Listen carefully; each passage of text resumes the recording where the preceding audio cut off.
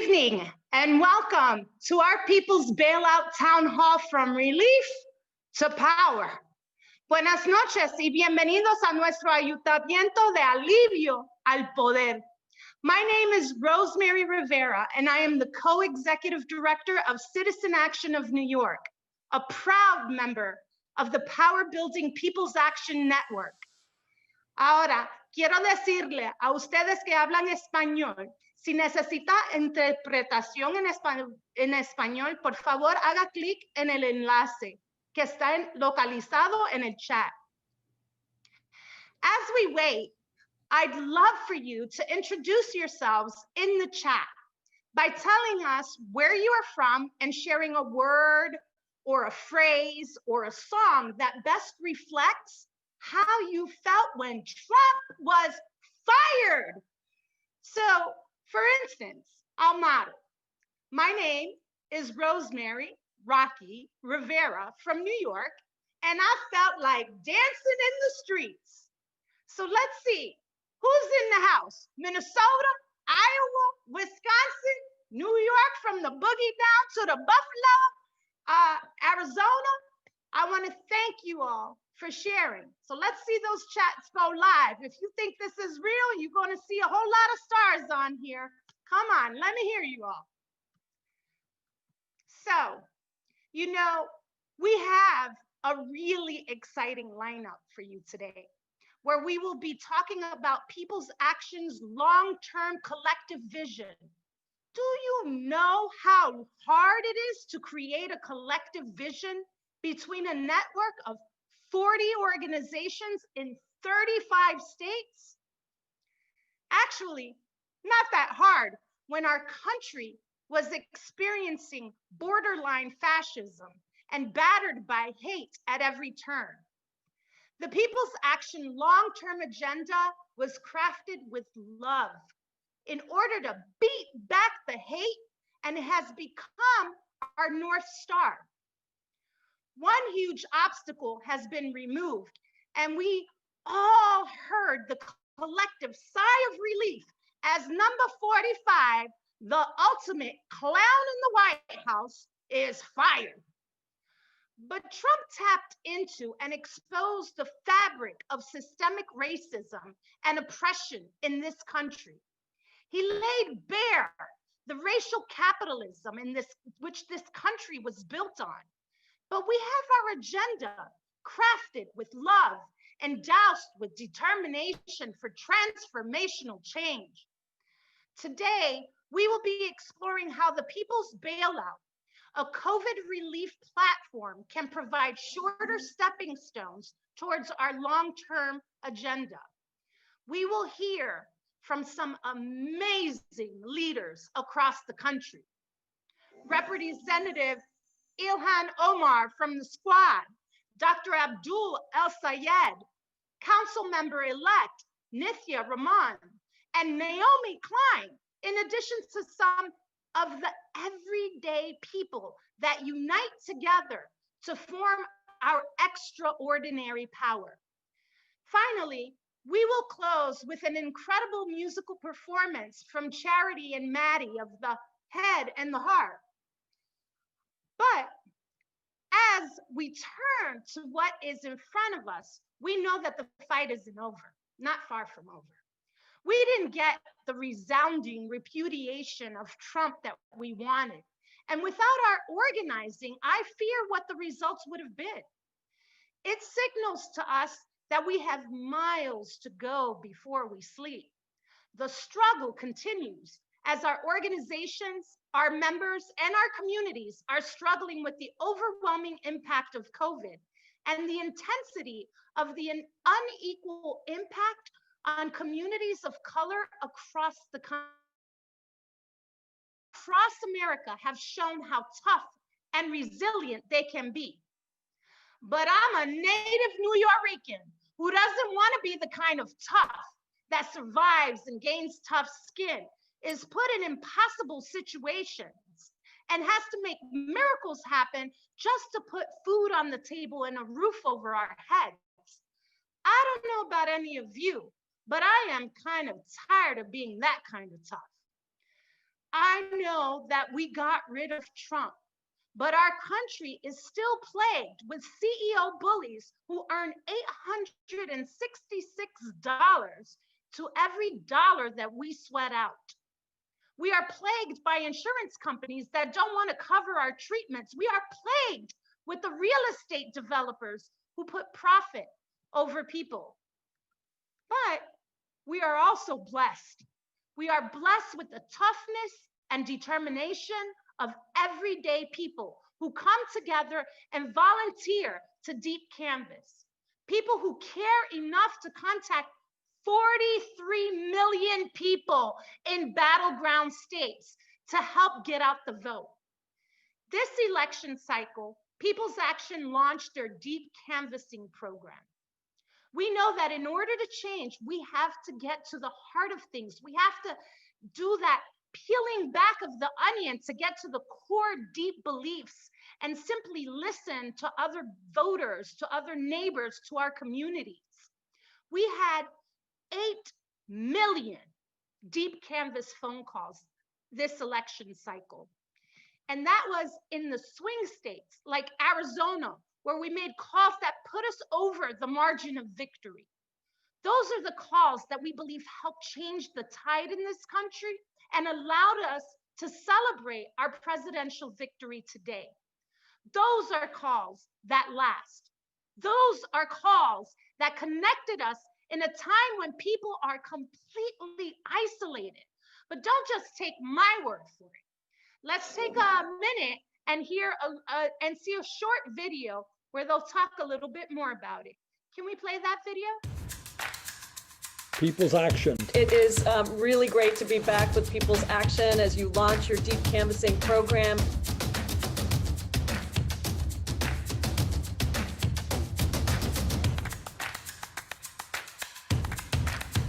What we know at the end of the day, what is far more effective is deep canvassing.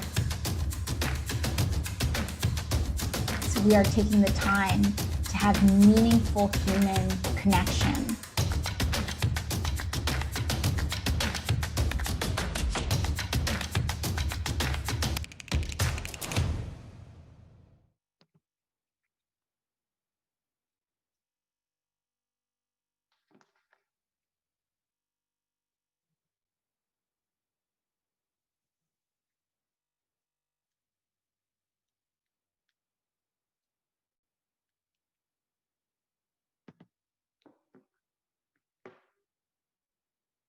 Okay, thank you so much. I love it when Bernie backs me up.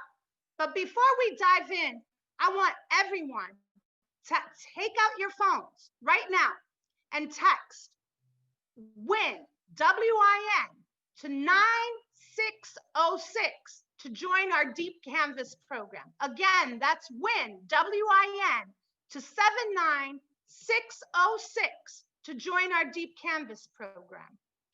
So one of the states that we focused on during the election and won, so happy about it, they won, was Arizona. Now I'd like to hear from Alex, our Arizona member organization from Lucha. Que siga. I'm Alex Gomez from Lucha, Living United for Change in Arizona, and I'm so glad to share this journey with you. I said, my people, yeah, we got a story, yeah, we gotta tell the whole world, this is Lucha territory. 10 years ago, Republican lawmakers passed SB 1070, the most anti-immigrant law in the country. We said no way, and Lucha was born. It's been a long road, but we're winning. In 2020, we turned Arizona blue and delivered the crucial votes to make Joe Biden and Kamala Harris our next president and vice president. Along the way, we beat anti-immigrant bills, defeated white supremacists and racist Sheriff Joe Arpaio. We shut down his open-air prison and elected community champions as mayors and to our state legislature. So we want to thank you, People's Action, for all you do, and to all of the volunteers who made calls from everywhere in the country to Arizona voters this election, right up to the close of the polls. That's proof that we can do this if we stick together. Juntos podemos.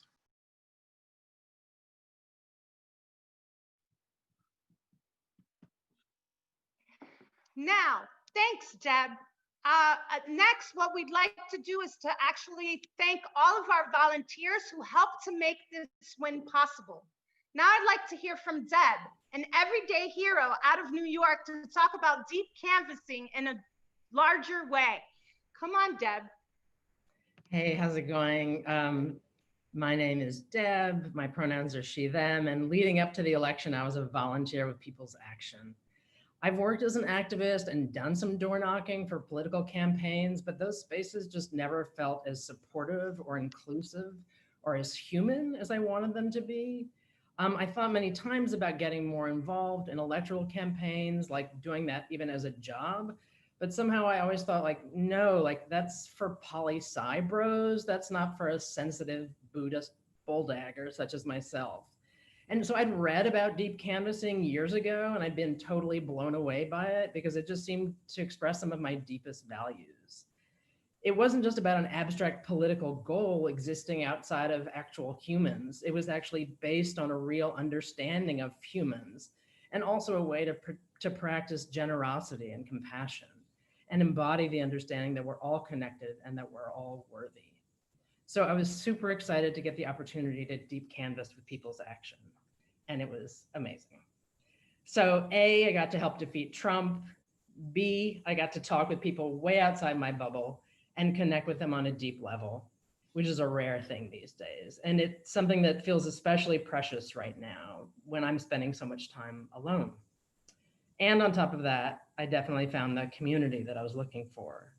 I think maybe it was the second night that I was making calls that I shared that I was afraid that voters that I was talking to would find out that I was queer and Jewish or both, and that it was going to be a problem, like it would somehow get in the way of what we are trying to accomplish.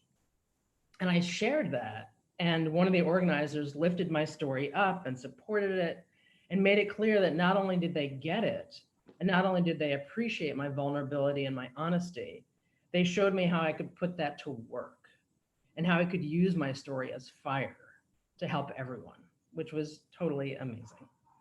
So I'm beyond pleased that I found this place, this movement where I can really use my whole self to do the work that I've always wanted to do, which is to work toward ensuring that all beings are safe and healthy and at peace. And I encourage you, including those of you who aren't remotely poli-sci bros, or those of you who don't think of yourselves as a political person or a person who likes to talk to strangers, to know that you're not just welcome here, but that we really want you and we really need you because we're doing this work for all of us. So thank you so much and be well. And I'll send it back to you, Rosemary. Thank you. Thank you so much, Deb. That is really amazing. It really is a time when we really need to connect with one another, and I want to thank you for your work. I'd also like to take the moment to introduce one of our organizers who helped to run our Deep Canvas program this cycle, Matthew Rodriguez, to talk to you about the importance of organizing around relief. Matthew? Hey, y'all. Yeah, my name is Matthew Rodriguez. I was a deep canvassing phones program manager for People's Action. Been a part of this, seen it grow from just a couple people 4 months ago to a program that made hundreds of thousands of calls the weekend before the election. Every single phone bank having voters who would pick up the phone, supporting and ready to vote for President Trump, and ending the conversation ready to go out and vote for President-elect Biden. And because of that work and all the countless hours and years of organizing that you all did and activists across the country did, we've won. We've beat President Trump. We've ended this nightmare administration that we've had to deal with for the past 4 years. But we also know that everything that brought us to this movement, everything that brought us to this fight, every crisis that existed November 3rd still exists now and is likely going to exist the day that Joe Biden is inaugurated. For me personally, I'm in El Paso, Texas. Right now, 1 in every 30 El Pasoans has COVID. There is mobile morgues outside of the mobile tent hospitals that had to be built because we couldn't contain the amount of people that were being admitted. And again, people are having to make that decision and exposing themselves, their family, and their loved ones to like the worst pandemic we've seen in any of our lifetimes. So I know this is a time of like great crisis and great confusion. And where do we go from here? And what we want to say today and what we have seen from these millions of calls is now is not the time to retreat. Now is not the time to be timid about where we're going. Now is the time to double down, to organize. And that's what we're going to be doing. And that's how we're going to demand that these things that we all see, the problems, the crises that we're all facing, get addressed. So before I pass it back to Rosemary, whether you're in the chat, on the live stream, or watching on Facebook, if everyone could put what a people's bailout, or what could be included in a people's bailout, or what could Biden do in his first 100 days that would affect you and your family the next day. And these things are what we're going to dream about. This is what we're going to organize around, and this is what we're going to demand. So thank you guys so much for joining us today. I'm so excited to work with you for many, many years to come. And I'll pass it back to you, Rosemary. Thank you so much. That's what it's about, creating a collective vision. So now you've heard why deep canvassing and COVID relief is so important. It's not time to retreat, it's time to double down. But what about this long-term agenda? What's that all about? Let's bring up Alisa Aguilera, who is the co-executive director of Vocal New York, to talk about just that. Alisa? Thank you, Rosemary. I'm so excited to be with all of you tonight. My name is Alisa Aguilera. I'm the co-executive director of Vocal New York, and I'm based in Brooklyn.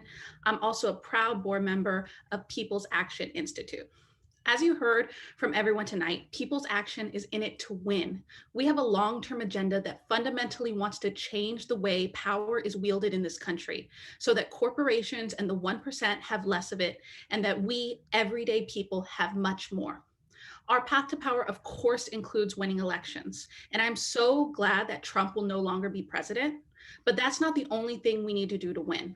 We also need to pass game-changing legislation like Medicare for All, which would create a universal single-payer healthcare system so that every person in this country has access to high-quality healthcare. We need to pass a homes guarantee because all of us deserve to have housing that is safe, accessible, sustainable, and permanently affordable. And we need a Green New Deal to take on climate change while also addressing economic inequality by guaranteeing living wage jobs for anyone who needs one, and a just transition for both workers and frontline communities. We are done with reformist policies. It's time to win legislation that will bring about real structural change so that corporate profits are no longer put ahead of the health and well-being of our people and planet. We also need to win the battle of big ideas. College should be free. Immigrants make our country great. Black lives matter. These are the conversations that people are having at their kitchen tables. We will not win until we have a plan to influence social media, TV, movies, all the places where culture is consumed and created, so that our vision of the world is front and center. And in everything we do, we cannot be afraid to talk about race. We need to name that institutional racism impacts every aspect of our society, from housing to voting, from education to transportation.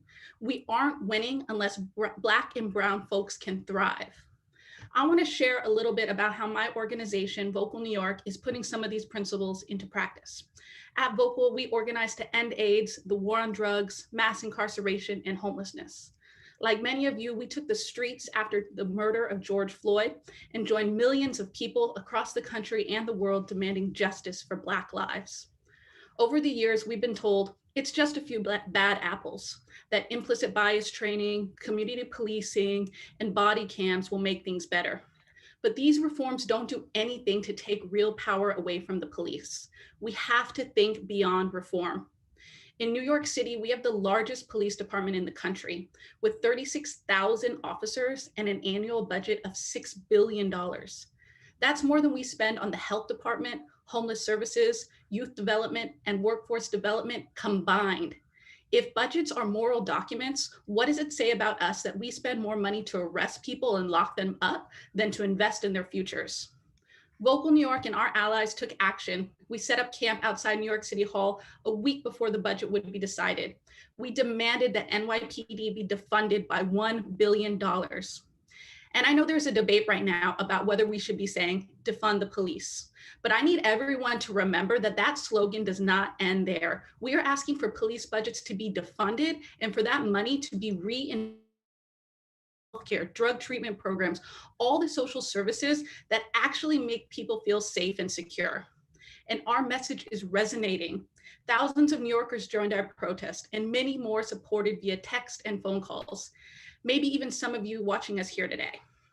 Although we didn't win our demand, our organizing has made us stronger. It would have been unthinkable even just a few years ago for elected officials to support the idea of defunding the police. Now we have strong movement candidates in New York like Mondaire Jones, Jamal Bowman heading to Congress, and they are unafraid to make that demand. And in 2021, when we elect a new mayor and city council in New York City, defunding the police will be a major issue that every candidate will be talking about. This is what organizing can do. This is the movement we are building. It's not going to happen overnight or by electing a new president, but if we stick together and we are bold in our demands, we can win. Tonight, we're presenting the People's Bailout, a multi-issue COVID response as our first step on this long-term path. What is the People's Bailout? Let's watch this video to learn more. Thank you. Trump's government gave money to the banks. They gave it to big business. They're talking about giving it to the insurance companies. We got a one-time check that doesn't pay the bills, and that's not enough. We need a people's bailout, and we need it now. That means healthcare for everyone, no exceptions, and protective gear for frontline workers. It means direct cash assistance to every person until this crisis is over. It means stopping evictions and suspending rent and mortgage payments. And it means getting systems in place to end this crisis and prevent the next. The only way to get through this is together. We're all doing so much to take care of each other, but we deserve a government that cares too. Tell Congress we need a people's bailout now.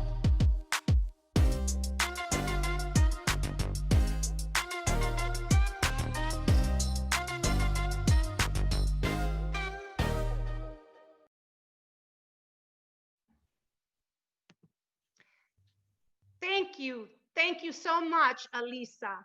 Thank you so much. Achieving our long-term agenda is really not going to happen overnight, is it?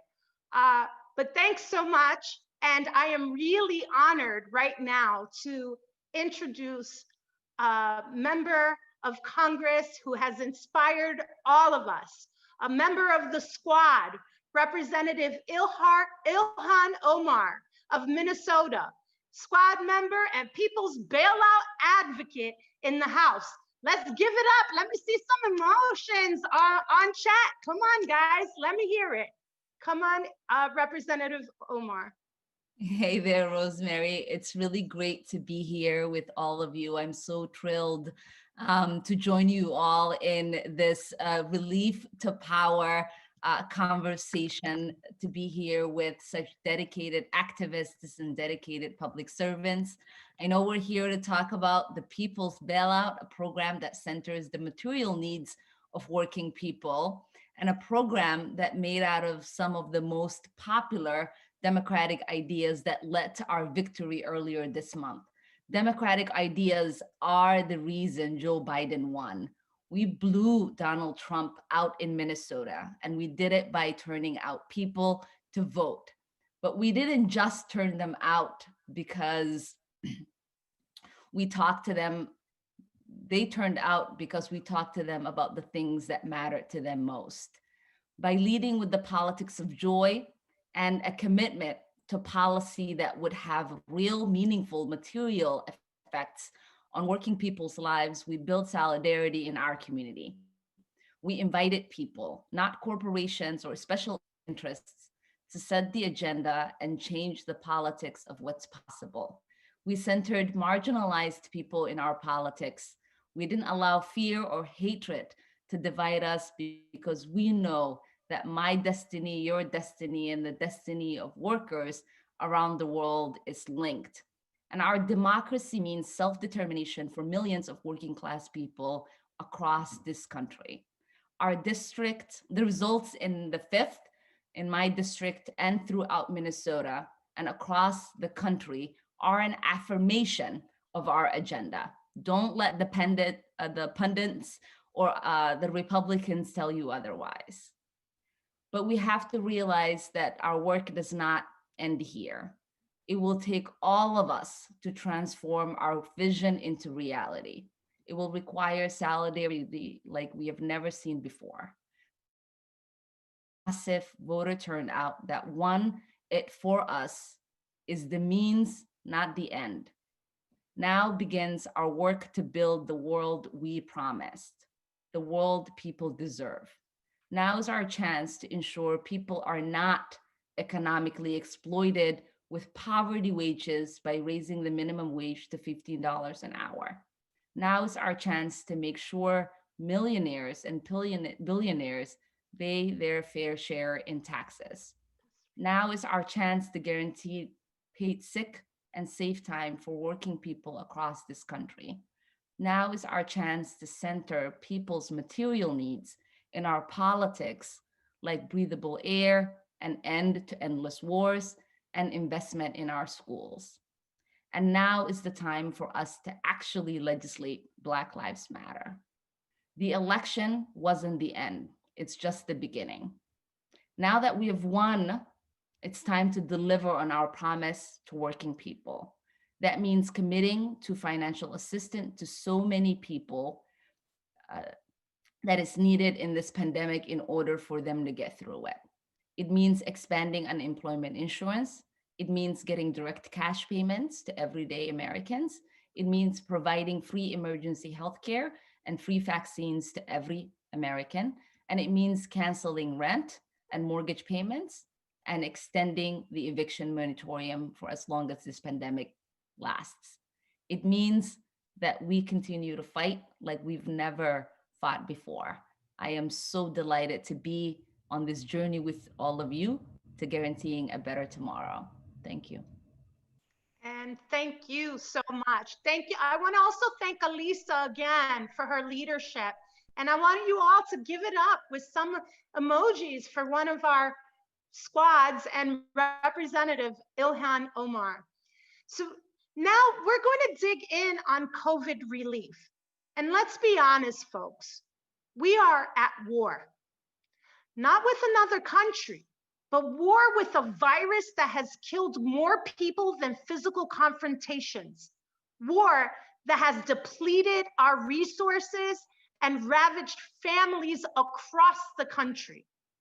History shows us that taxes have reached an all-time high when war has taken place, because war is expensive and people, they're not expendable. Yet we have come to a point where austerity or policies that, reduce government spending have been on the trajectory of our country of austerity, was basically taking it out. And instead, we demand a massive relief package.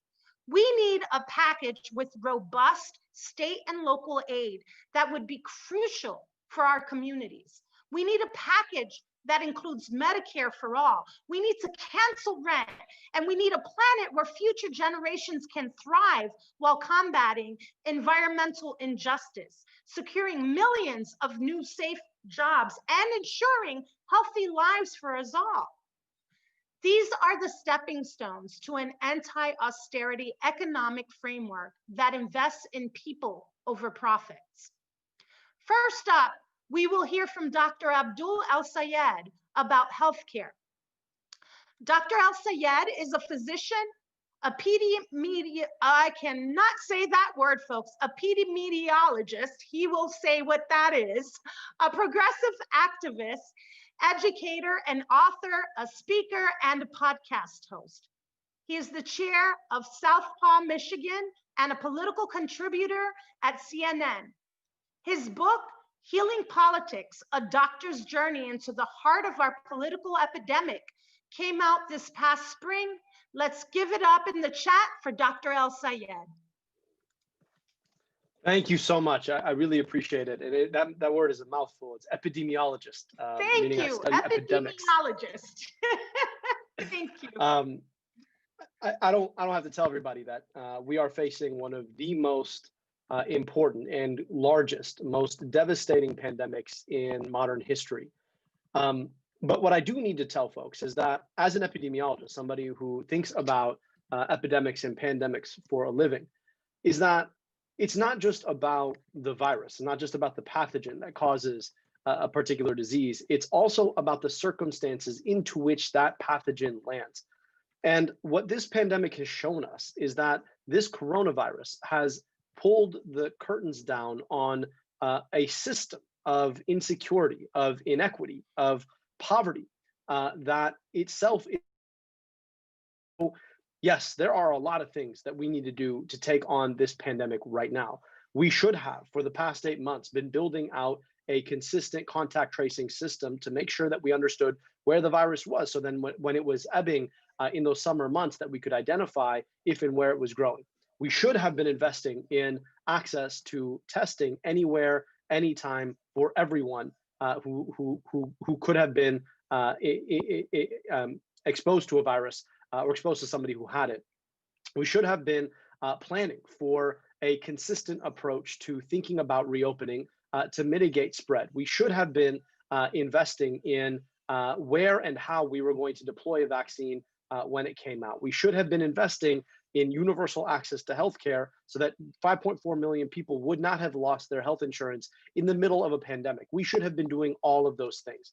But bigger picture, if we're serious about thinking about why this epidemic turned into a pandemic, why the coronavirus killed 246,000 Americans, destroyed millions of livelihoods, we have to ask ourselves about the circumstances into which it landed. It landed into circumstances where we have a healthcare system that is driven for profit by three industries: the pharmaceutical industry, the insurance industry, and the hospital industry. And between those industries, they have no incentive to reduce costs. In fact, they have incentives to raise those costs because they know they can extract from us. What that means is that out-of-pocket costs have skyrocketed. 67% of personal bankruptcies are attributable to healthcare. And we know that 10% of Americans before this pandemic were locked out of the system. So extracting from most of us and excluding some of us because we have a profit motive that is at the core of our healthcare system. But then we also know that our economy has been chewing up jobs and spitting out gigs that come with no benefits, that don't allow people to put a good roof over their heads or put good food on their tables for their families. And the circumstances meant that in the middle of a pandemic, people were forced to choose between protecting their lives and their lives of their families by staying home, or protecting their livelihoods by going into work. Now, for those of us who are privileged enough to be able to do our work from behind a camera like this, we're lucky. But you can't drive a bus. You can't work in the back of a kitchen from Zoom. And for too many Americans, it meant that the basic circumstances of this economy meant that they had to go out and work and risk losing or risk getting sick and bringing that illness back home to their families, or risk losing their livelihoods. And even now, as state after state is going into lockdown, as is smart public health practice, we are seeing that we still don't have any sort of real bailout. And that's why we need a people's bailout right now. You can't ask people to stay home. You can't ask people to shut down their businesses. You can't ask people to do the things that we need to do to beat this virus when they don't know where their next meal is going to come from, when they don't know what the consequences are going to be for their job, when they don't know what the consequences are going to be for the bodega or the small business that they and their family scraped everything together to be able to build. But bigger picture, beyond all of this, we need to decide that this is not a time for austerity. This is a time for investment. This virus has devastated lives and livelihoods. People have lost, whether it is their lives or loved ones' lives, or they've lost their businesses and they've lost their work. We need to invest in people again, rather than telling folks that somehow for the good of the economy, for the good of large corporations, that we're going to ask them to take cut after cut after cut, left us in the circumstances where we were unable to deal with this pandemic. And the last point I'll make is this: our healthcare system right now is focused on the profits of three large industries: pharmaceuticals, insurance, and hospitals. And there is no incentive in our current system to prevent disease, because in the end, in our current healthcare system, the system profits because people get sick. And money changes hands when people get sick. And so there's no incentive to invest in keeping people from getting sick. And that's not to say that there's an interest, a focus on making people sick, but that is to say that there is no focus on keeping people from getting sick. And so when we look at why our public health infrastructure was not there to take on this pandemic, when we look at why the CDC had faced budget cuts, why local and state health departments have been decimated over the past 3 decades, it's because there's no incentive to invest in keeping you healthy in the first place. But a healthcare system is not about treating you after you get sick. In fact, it's about promoting your health before you ever get sick. And we need to address not only the disincentives in our system that keep extracting from people and excluding people, but also be asking how those incentives can be addressed so that we're finally in a circumstance where we're preventing illness. We're investing in the means of public health and prevention rather than waiting for people to get sick in the first place. Because we've seen what happens now when you have a wild like the coronavirus. We've got an opportunity to choose between not just ending the pandemic, but addressing the pandemics that led to the pandemic of systemic racism, the pandemic of insecurity. Or we may find ourselves again down the line in a position where we are vulnerable to be exploited by a small unseen virus that can bring our society to its knees. This is about choosing a society that is robust, that is powerful, because the people who make it are powerful. Because nobody has to worry about how they're going to feed their kids, about how they're going to keep a roof over their heads, because nobody has to worry about what might happen if they get sick or if they'll lose their insurance because they lost a job in the middle of a pandemic. If we invest in people, if we invest in a robust society, if we take on our insecurity, if we address the systemic racism that has left us disinvesting in collective public goods in the first place, if we do those things, we will not only be able to truly end this pandemic, but we can protect ourselves from the next one. Thank you so much, Dr. Al-Sayed. I mean, think about it, folks. Like, these radical ideas are, investing in communities. Are they really radical ideas, or are they common sense? But next up, what we will do is we will hear from our newly elected LA City Council member, Nithya Ramon. Nithya is an urban planner by profession and has been a huge activist and advocate for progressive housing policies, from rent forgiveness to a homes guarantee. Can you give it up for Nithya? Hi, everyone. Thank you so much for having me here. I'm particularly delighted to be here and standing with everyone in the People's Action Coalition, because so much of what allowed us to do as well as we did in this race comes from the lessons that People's Action has taught its members. Ground Game LA, which is one of your members, both my campaign managers were founding members of that organization, and the respect and deep belief in the power of voters and the ability and willingness of people to engage in civic education, the ability and power of going to people at their doors before the pandemic when we could, and then rebuilding that outreach machine in the period of the pandemic to do it virtually and to do it in ways that still retain that power. That lesson came from this coalition, and I think it worked in a really beautiful way in Los Angeles. We had in our campaign more volunteers than any city council race in history, and those volunteers reached out to more voters than had ever voted in a city council race in LA history.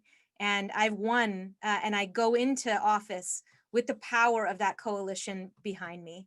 So I want to thank everyone here in People's Action for kind of sharing those lessons, because we really brought those lessons to bear on this local race. I was just elected to office here in Los Angeles, and the situation here is very bleak. The metropolitan area here in LA is one of the hardest hit from COVID economically. We have one of the highest unemployment rates in the country. We have some of the highest rates of business closure in the entire country. But the thing I want to draw attention to today is that we went into this period of the pandemic with an incredible amount of insecurity. We entered into this pandemic with the highest population of unsheltered, unhoused residents in the country.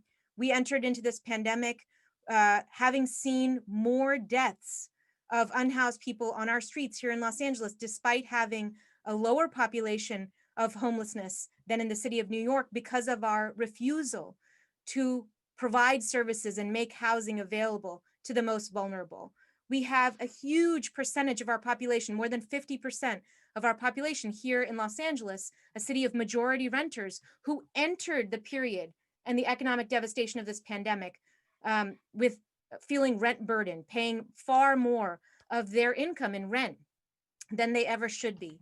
We entered the period of this pandemic having seen over the last decade a 65% increase in rental costs, while renter incomes barely budged during that period. We entered into this pandemic seeing annually over 30,000 evictions in this city with no meaningful protections in place for people who are facing evictions, no right to a lawyer for those who are on the verge of losing their homes, no emergency rental assistance available for people, even though research shows over and over again that just an infusion of a few $100s can keep people in their homes, no willingness to impose reasonable regulations on the rapidly rising rents. And I want to look back here because we are people's bailout and thinking about how we make the case for investment in residents. And here in Los Angeles, what I do when I look at the situation that we're facing right now, I look to the last time our city faced intense economic distress. This was during the last economic recession. And Southern California was a huge, huge place where we saw intense foreclosures. It was a focal point of the foreclosure crisis. And during that period, our city failed to invest in its people in the way that we needed. And we saw devastating results from that. We saw Black and brown communities being displaced from the city of Los Angeles, losing their homes, and a rise in homelessness at the end of that period. And we saw that in Southern California, because we failed to invest in our residents, that our economic recovery as a whole took far longer than in other parts of the country. And I think the only way that we will fight for a people's bailout and we will win a people's bailout is if we make those connections clear, that investments in individuals and in the security of individuals and ensuring that people who are facing vulnerability right now get the resources they need to thrive during this period, that is not just a bailout for that individual. It is an investment in the future of this region, of this city, and of this country. And I think the more people are making those kinds of connections, the more likely we will be to win the kind of resources that we need to address this moment of crisis. So I want to thank you again for having me. I'm very excited to be a part of this forum. Well, thank you so much, Nithya. Now, it is my pleasure to introduce you to Naomi Klein, an award-winning journalist and New York Times best-selling author. She is senior correspondent for The Intercept, climate activist, and an all-around incredible anti-capitalist thinker. Let's give it up for Naomi. Naomi? Thank you so much. It is so great to be with you. And I want to thank People's Action for your amazing organizing during this election. It was my honor to be a part of it in a tiny way, and you should take so much pride in this victory. So I am going to talk a little bit about the Green New Deal. And my message to you is don't let anyone tell you that we have to lower our sights or our expectations. The chances of winning transformational action in the face of the climate crisis have never been better, not despite our moment of crisis, but because of it. But here is the key. We can no longer treat the climate crisis as something that can be hived away from all of the other crises that we face. Every large-scale disaster, whether it begins in the body or in the atmosphere, contains virtually every other disaster within it. That's as true for the California wildfires as it was for Hurricane Maria in Puerto Rico, as it is for COVID-19. Whatever was bad before the disaster gets downgraded to unbearable during it. And whoever was treated as disposable before the disaster gets downgraded to sacrificial when disaster strikes. This is one of the wrenching lessons of the pandemic we are living through, and it is why we must embrace and not fear holistic systemic change. The good news, and it is real, is that more people understand this than at any point since the 1960s. Having changed our lives to fight the virus, a great many people are hungry for more change. It's happening in our personal lives, and it is happening at the governmental level. We know that governments are capable of paying millions of workers their full salaries or close to it to stop the spread of the virus. It's happened in countries around the world. We need to fight for that to happen in the United States, but we also need to demand more. Because if they can pay workers to stay home, then they can also pay workers to perform green jobs like planting trees, remediated polluted lands, and building energy efficient, affordable homes. Why can't workers be paid to retool their skills to shift from high carbon sectors to zero carbon ones, which is what we have been demanding in a Green New Deal? Yes, it's all expensive, but if our governments can pump trillions of new currency to bail out markets as they did at the start of the pandemic, surely the money is there to be found to bail out the planet. Voters understand this. Support for a Green New Deal is overwhelming among Democrats and independents and a surprising number of Republicans, though you'd never know it from the way these issues are discussed in the corporate press. I want to be clear that I'm not saying that winning this fight is going to be easy. I've been studying disasters. We will be pushed in the opposite direction. In case studies of what I've called the shock doctrine, governments around the world, including in the US, are using the cover of the pandemic to accelerate authoritarian rule, and the Republicans haven't stopped trying to steal this election yet. Disaster capitalism is alive and well. But this time we are on to them. And we see it in gatherings like this one. We have our own plans, not for disaster capitalism, but for disaster collectivism. That's what the People's Bailout is all about. It's what the Green New Deal is all about. The Green New Deal, after all, takes its name from FDR's original New Deal, a sweeping economic stimulus program introduced during a time of profound crisis, much like our own. Too many were left out of its coverage and programs, but we have learned from those failures, which is why the Green New Deal centers racial and gender justice. We need to remember that the original New Deal was passionately opposed by the elite interests of its day, but it managed to overcome those barriers because it offered what so many people desperately needed: jobs, food, also joy in the form of publicly funded art and access to nature. Similarly, a Green New Deal would create tens of millions of desperately needed jobs and revitalize some of the most neglected parts of our nation. And it would give us something else we badly need, which is a sense of common purpose. Tackling our era of overlapping crises demands that we devote ourselves and every arm of our government be aligned in simultaneously bending the curve on COVID cases and on greenhouse gas emissions, all while systematically closing racial and gender inequalities and creating millions of family-supporting unionized jobs. But here's the thing we don't talk enough about. A government that can engage people in this kind of concrete common purpose, one with a meaningful role for everyone who wants it, is also best positioned to begin to heal the political ruptures that are ripping the country apart. That is how we bridge political divides. That is how we begin to address polarization, by joining in common cause and common person in the fight for all of our lives, the fight for life itself. Thank you. Wow. I just got to say, wow. Thank you. Thank you so much. And one more time, everybody, use your chat. Let's show some love and share just how awesome our guests have been. Don't worry, we're not done yet. This is a town hall, and we have come to the question and answer period at this point. But please show them some love. This is really amazing. First up, we have People's Action volunteer, Melinda Lim, with a question for epidemiologist, Dr. Al Sayed. Melinda? Thank you, Rosemary.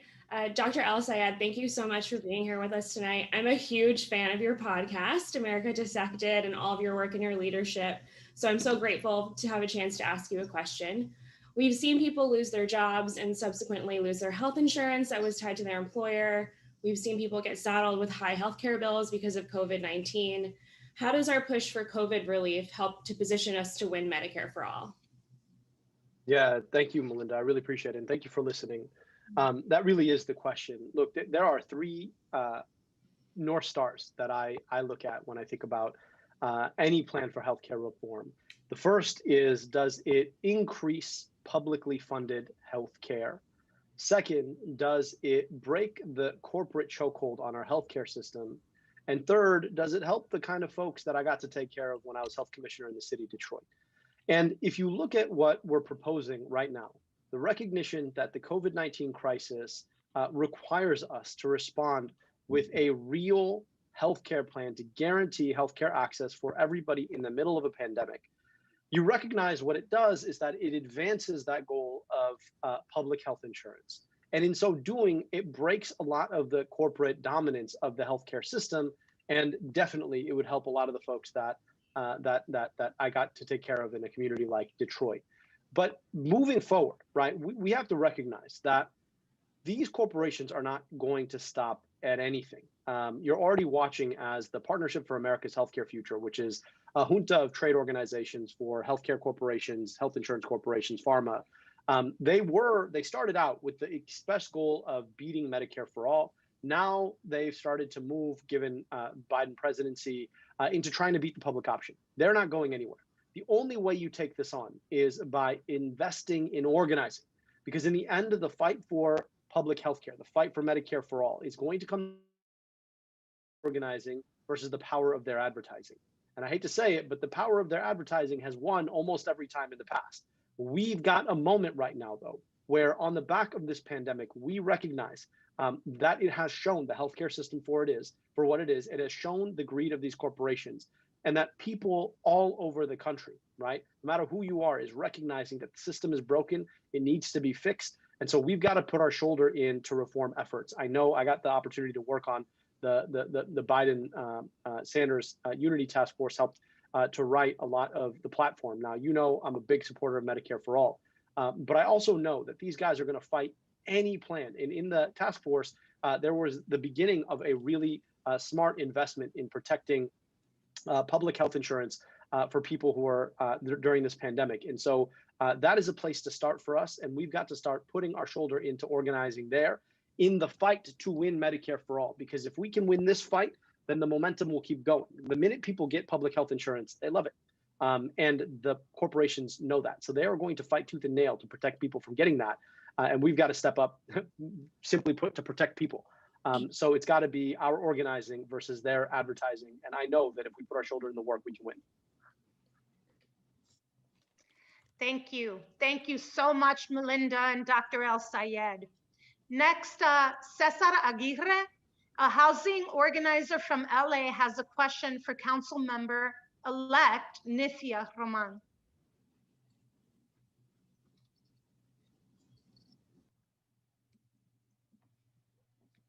Can't hear you. You may be on mute, Cesar.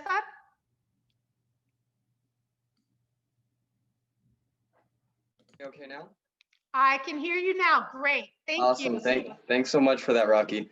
Yeah, so my name is Cesar. I'm a second generation Mexican immigrant, born, raised, and based in Sacramento. And I've organized with various local housing rights groups here and participated. I got the chance to participate in the People's Action Deep Canvassing campaign to defeat Trump in swing states. And so I'm really excited about having Nithya Roman take a seat of democratically elected power here in California. And so I want to ask you the question, with the knowledge that many elected officials, including Democrats, have never experienced housing instability, or at worst, are themselves landlords who profit from the basic human need for housing, what obstacles do you foresee us encountering in our fight to pass a cancellation of rent, to protect people from evictions, and ensure that everyone in the US has accessible, sustainable, and permanently affordable housing? How do we adequately organize and prepare for these potential obstacles from both sides of the aisle? That's a great question. And, it's particularly relevant for somebody like me who lives in a city which is all Democrat. But I think the battle that we fight here in LA to push for better policies, to push for housing justice, to push for policies that protect tenants, that protect unhoused residents, I think the battle that we fight here has shown us in some ways a path, I think, for the rest of America as well.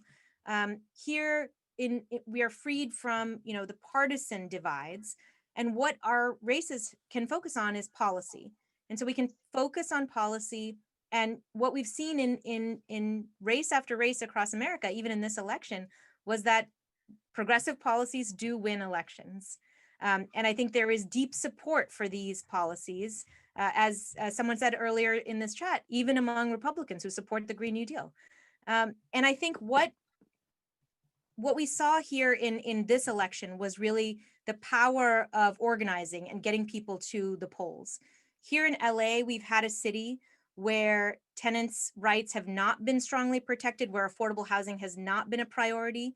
And in elections past, in many ways, the people who voted were primarily homeowners who didn't reflect the incredible diversity of this city.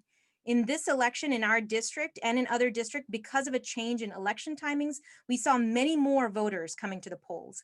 And I think a concerted effort to go out and engage voters, to talk about policies, to make sure that we are centering the kinds of policies that can protect renters and bring them to the polls, and make sure that the stakes of every election are very clear to those voters. That's the kind of deep work that we need to do in order to make sure that these policies can win in every situation going forward. Wow. Well, thank you, Cesar, and thank you, Nithya.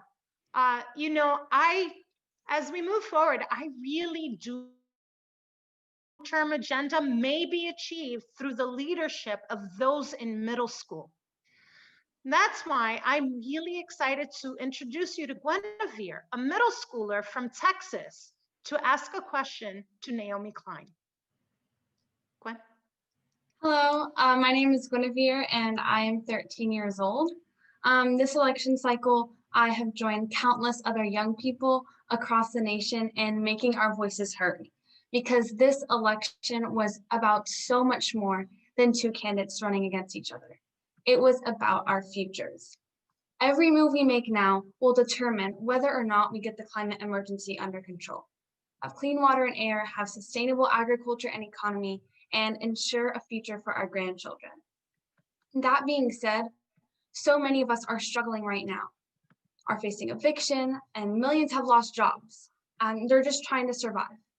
My question is, how can we continue organizing towards our long-term climate agenda in an inclusive way while folks are so preoccupied with short-term needs and in the midst of a pandemic?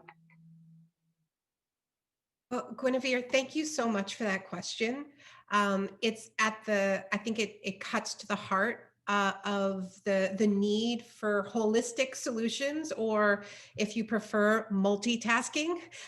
We can't just solve one crisis at a time. We live in a time of overlapping and intersecting crisis, a crisis of racial injustice, a crisis of hunger, a crisis of joblessness, and the climate crisis. And what we can't do is play my crisis is bigger than your crisis and ask people who are fighting for their lives to wait until we fix climate and then we'll deal with all those other problems. That's how you build a really frankly, small, homogenous, elite, white movement. And that, unfortunately, has been the way too many environmentalists have proceeded in the past, which is why, in part, we have divisions between our movements and why our movements aren't as powerful as they could be. And part of it is that we have gotten climate policies from elite politicians who have basically sent this message that caring about climate means just paying more for daily life, paying more at the pump, paying more for electricity. And so green policies have gotten this bad rap as being basically for rich people who don't have anything like serious to worry about. And the Green New Deal is a completely different approach. It is first and foremost a jobs program. When Alexandria Ocasio-Cortez unveiled the original resolution, she said it's a plan to fight climate change and poverty at the same time. And so I think that this is the way we need to communicate it. We need to communicate it. And we need to talk specifically about programs like they had during the New Deal era, like, for instance, the Civilian Conservation Corps. The Civilian Conservation Corps created jobs for 2 million young people. You're not of working age yet yourself, but there are many young people in their late teens and in their 20s right now who can't find work. And we need Green New Deal programs that create jobs for young people that are planting trees, that are remediating land, but also doing things like green retrofits in schools, in high schools, in primary schools. So we need to do that kind of multitasking, where we do have an infrastructure crisis in healthcare, in education, in housing, as we've heard already, but we need green public housing, green affordable housing. So this is what I mean by multitasking, and this is what I mean by not asking people to choose between those urgent daily crises that you made reference to and the collective crisis of protecting our shared home. Wow, amazing. Now, as we begin to wrap up, I'd like to introduce you to Crystal Quevedo of People's Action to talk a little bit more concretely about what's next. Crystal? Yes, thank you so much, DJ Rosemary, everybody. My name is Crystal Quevedo. I'm an organizer for People's Action. My pronouns are she, hers. I'm from Chicago, Illinois. I'm a Gemini, and my immigration status is undocumented. Being a DACA recipient is a part of me I can't control that has dictated my entire life. It's shown me resilience and politicized my entire existence. It's also given me stamina as I've jumped through hoops on fire just to try to make it by. And most of all, it's really taught me how to survive.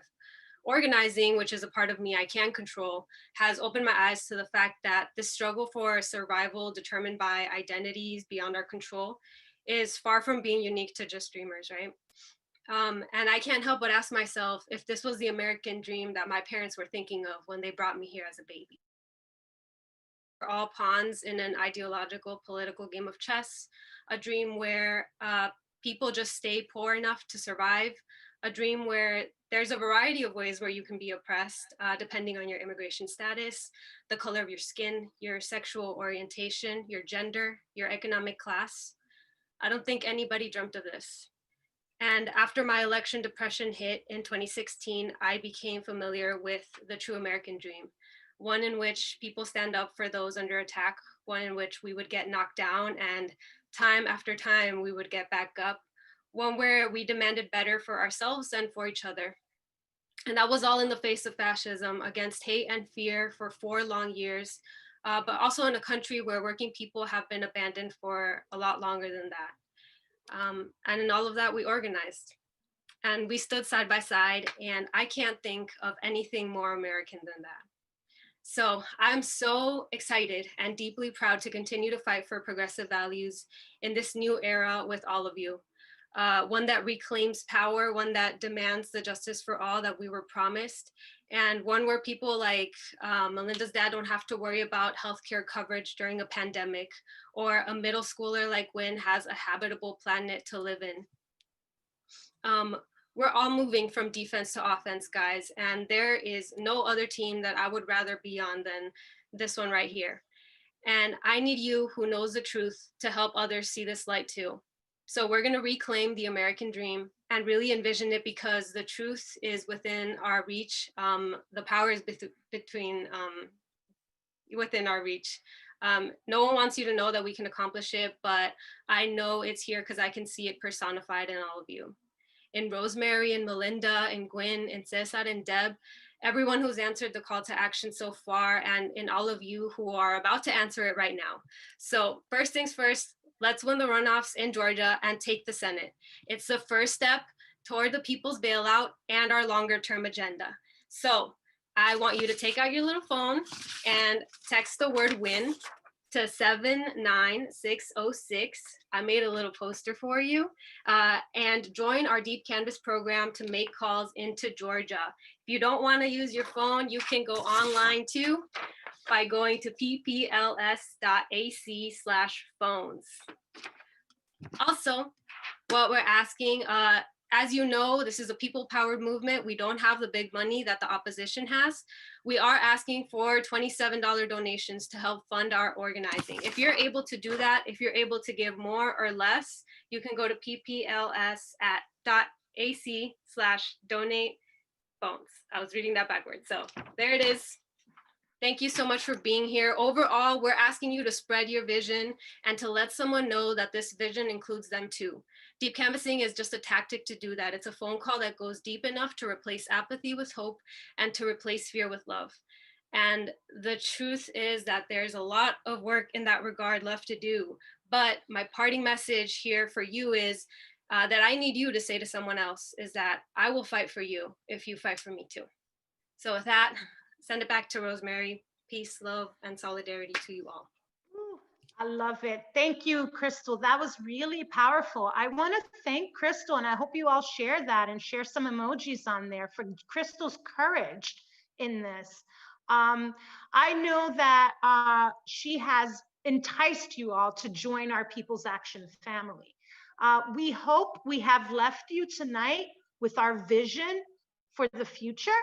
And we will, the future that we will build together and the power that we will build together. But we'd also like to leave you with a song in your heart. To help with that song, I'd like to introduce you to Charity and Maddie of The Head and the Heart, and good night, and take care of each other. Thank you so much, Rosemary. My name's Charity. And I'm Maddie. And we play in a band called The Head and the Heart, and we're really happy and inspired and honored to be lending our voices to People's Action tonight, and just so personally, genuinely inspired by the deep canvassing approach and how we understand that bringing unity and healing to our nation happens through real and deep conversation. And so anyway, you guys are amazing and inspired by the work that you guys have done. Yeah, so thank you guys so much. As we all know, there's obviously still so much work to be done. So if you haven't already, sign up now to Deep Canvas into Georgia by texting WIN to 79606. And in the meantime, we're going to play a song for you called Honeybee.